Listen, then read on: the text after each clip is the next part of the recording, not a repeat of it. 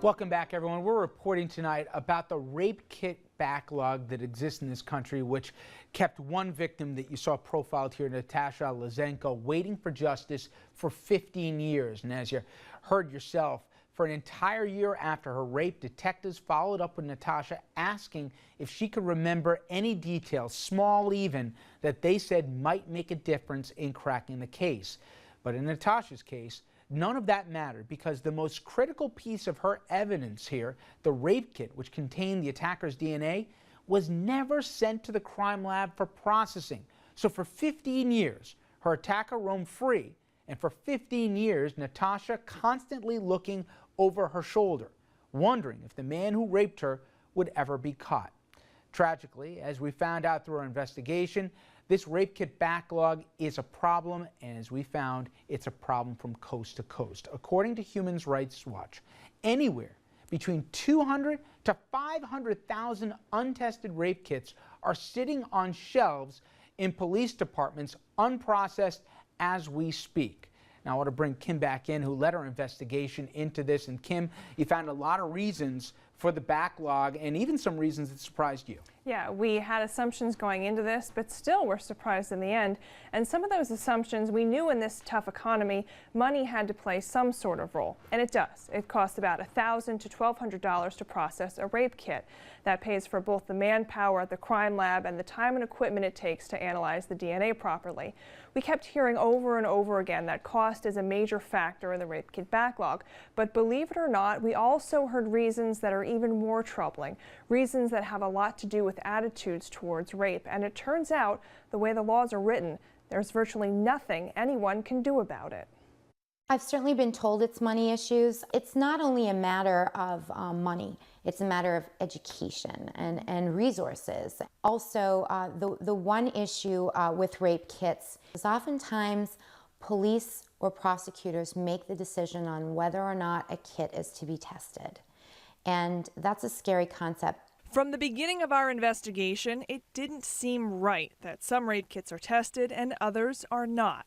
Victims certainly assume police are automatically processing the valuable DNA evidence and looking for the perp, but there could be at least 200,000 untested rape kits, just like these, which we acquired, sitting in police lockers right now that prove otherwise. We went to Lisa Friel for some answers. She's the former chief of the sex crimes unit in the New York City District Attorney's Office. I'm a sex crimes prosecutor, so I think you should test every kit as quickly as technologically possible, which we are technologically capable of having an answer within a couple of weeks. What slows that down is money. And these different police departments have their budgets, and they get to make their decision on how they spend their budgets. A recent report by the National Institute of Justice, the research arm of the U.S. Justice Department, said the exact numbers of unprocessed rape kits nationwide is not known, in part because of an antiquated process of reporting in many places. The survey found that 43% of law enforcement agencies don't have a computerized system for tracking forensic evidence.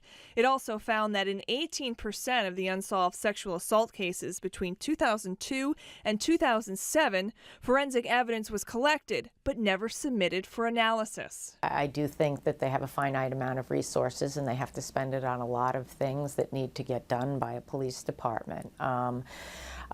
I frankly think the money needs to come from the federal government, that the federal government needs to decide that this is a domestic war that we have. We spend multi-millions, if not billions of dollars on foreign wars, and this is a domestic war against sexual assault. It's a not very well kept secret among, experts in the field that law enforcement don't really do much with these kits. Attorney Sarah Tofty is the director of policy for the Joyful Heart Foundation, a rape victims advocacy group. Tofty also worked for Human Rights Watch, and her research on the rape kits backlog put the issue in the national spotlight. Tofty's research found that anywhere between 200,000 and 500,000 untested rape kits are sitting in police storage facilities collecting dust. We were hearing from sexual assault experts. We were hearing from the nurse examiners in the hospital. We were hearing from the sexual assault advocates who were working with victims in the criminal justice system. We were hearing from them that their sense was that these kits that were being collected were not getting tested, either because they had been told explicitly that by law enforcement in those cases, or especially from the nurses. What you'd hear a lot from the nurses is, if they'd done something with this kit, we should have heard back from the police, because at some point we're going to have to be called in to testify about chain of custody or testify about how we collected the kit. And they rarely heard from law enforcement. I talked to one nurse examiner who said she'd done, at that point in her career, about 500 sexual assault exams, and she never once heard back from law enforcement. Tofty, like others, says the high cost of DNA analysis can be a factor for why rape kits go untested. Other times, she says, police officers take it upon themselves to pick and choose which kits get tested and which never do. There would be some police officers who were suspect of certain people, and probably not as supportive. Sexual assault nurse examiner of more than 30 years, Judy Specht says there were tough times dealing with police before Suffolk County cleared its rape kit backlog. And I think initially sometimes patients would come in and may not present themselves the way that police suspected that someone should following a sexual assault, because they think there should be a certain presentation with people who have been assaulted, and they should come in screaming or yelling or something like you've seen on television, and if they don't, maybe it didn't happen. So there's, I think, initially a suspicion that she doesn't look like she was sexually assaulted. She's sitting in the corner eating M&Ms. She couldn't have been assaulted. Some law enforcement say that DNA testing in sexual assault cases, in most cases, isn't worth anything. Other law enforcement won't test a rape kit because they don't think that a crime actually occurred, that they don't believe that the victim is credible. They think that the victim is lying to the police. And so, or they don't think that a jury or a prosecutor is going to believe the victim, and so they don't see any point in spending many resources on that case, and so they don't send those kits forward either. Various studies completed over the last 30 years contributed to what is known today about police officers' attitudes towards rape.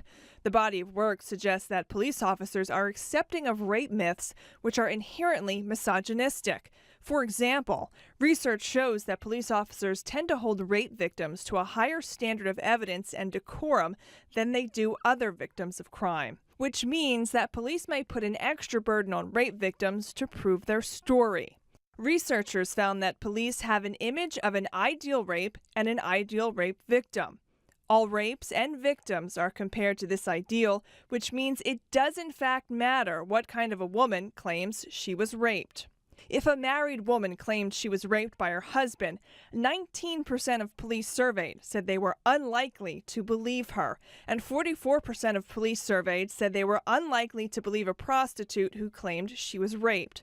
On the other hand, 95% of police surveyed said they would believe a virgin who reported rape, and 98% said they would believe a professional woman who claimed she was raped. When you hear that anywhere from 200,000 to 500,000 kits sit around the country untested, kits, people aren't thinking, those are people. Those are real people. I think the country has to face the fact those are people, and people who have been victimized once by the assailant and now have no chance for justice if we don't test that kit. Now, at this point, when rape victims find out about the backlog or become aware that their kit may not have been tested, they often question why police are the ones who get to decide whether or not the rape kits get tested. Well, the reality is the law is actually extremely clear on this. Victims have no say in whether or not their kit is tested. In fact, they don't even have a legal right to learn what happened to the kit. Rich? Unbelievable. And the one thing that surprised me out of this was I figured there wouldn't be a lot of discretion. Somebody goes through the courageous act of submitting to a rape kit and everything that we already described, then police get it, turn it over basically to the lab here with the prosecution obviously working in concert with them. Doesn't work out that way, as we've learned here. A lot of times police and the prosecutors aren't on the same page, and the amount of, it depends on who the officer it is to decide that if this thing even gets sent to a lab. There's a lot of guesswork in this that surprised at least me. That's the point. And if you're a victim who went to the hospital and consented to a rape kit, you're thinking, well, why would it be otherwise that my kit would get sent for testing? And what we found out is that's not the case. Overwhelmingly, that's not the case. And victims think the wheels of justice are turning, and they're not. What surprised me also, Kim, was that they don't find out, these victims. I mean, even if the guy gets caught and arrested, there's no mandatory reporting that they know what's going on, whether he gets arrested for another crime or whatever else. And I could just imagine, as we described with Natasha, looking over her shoulder, in her case for 15 years, there isn't even the decency often to say, we didn't process your kit, or we processed it, there was no matches, or we processed it and we got somebody. That never...